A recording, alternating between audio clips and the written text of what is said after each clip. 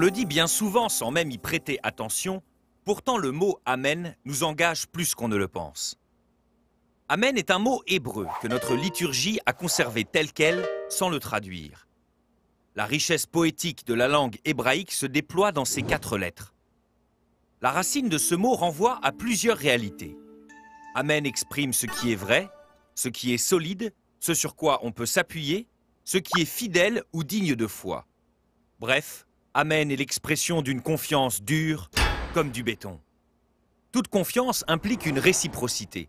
Aussi, Amen indique la fidélité de Dieu envers nous et en miroir notre confiance totale en lui. Dans la liturgie juive comme dans la liturgie chrétienne, dire Amen, ce n'est pas un vague acquiescement, c'est une parole de foi. C'est une reconnaissance personnelle que le fidèle exprime pour signifier qu'il adhère complètement à ce qui précède. Dire Amen, c'est professer personnellement sa foi devant une assemblée en exprimant sa confiance et son adhésion aux paroles qui ont été prononcées et que je ratifie en disant « Je crois ». Ainsi, notre profession de foi commence par « Je crois » et se termine par « Amen », comme pour confirmer ma foi du début à la fin de cette profession.